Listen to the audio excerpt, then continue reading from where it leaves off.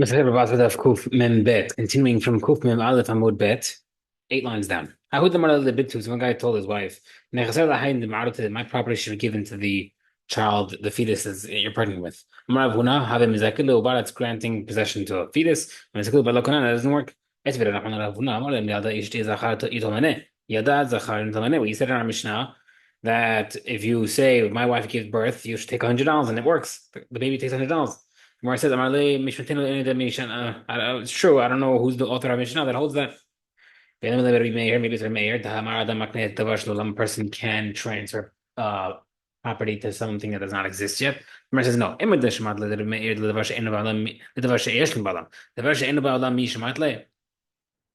only applies but a mayor when it's somewhat in existence. Let's say future fruits of a tree. But over here it doesn't exist yet.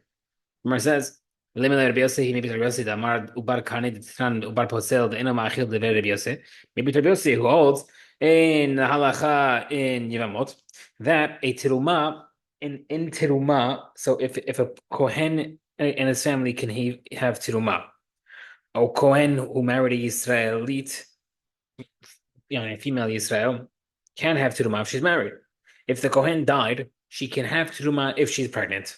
So we see that not only can she have teruma, but even the slaves can have teruma through her. Now,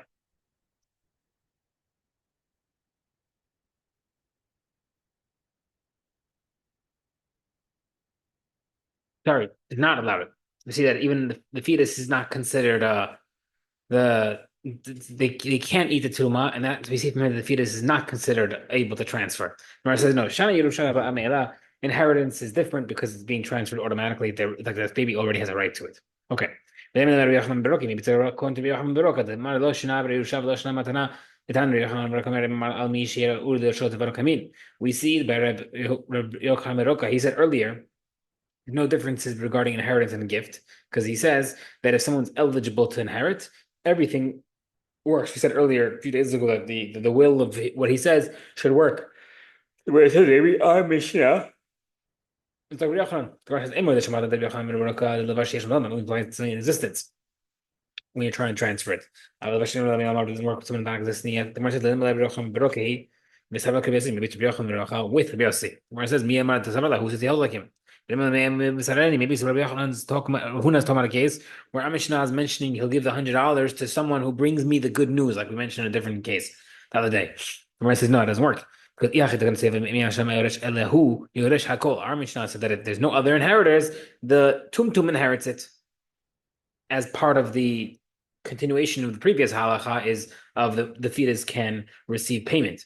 The Gemara says, if it's talking about a guy who brings me the news, then why are we mentioning inheritor? If that's considered as an outsider, and an outsider is not inheriting.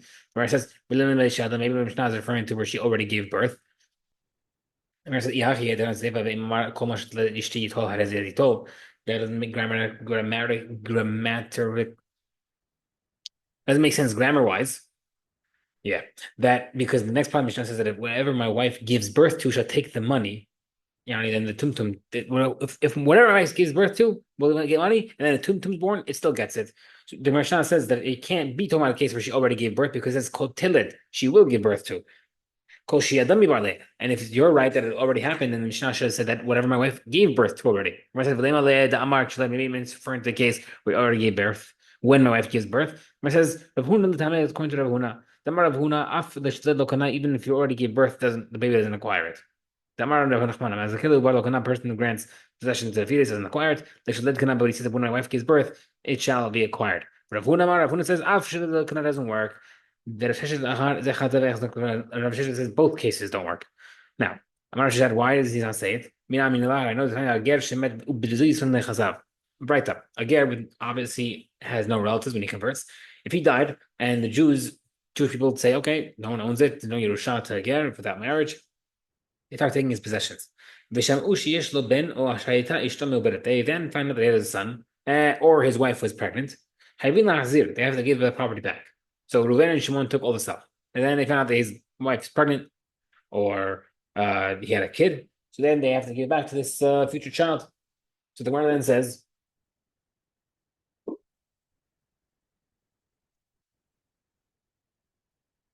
What happened after that? Reuven and Shimon give it to this child, and then they find out that either the wife had miscarried or the child died.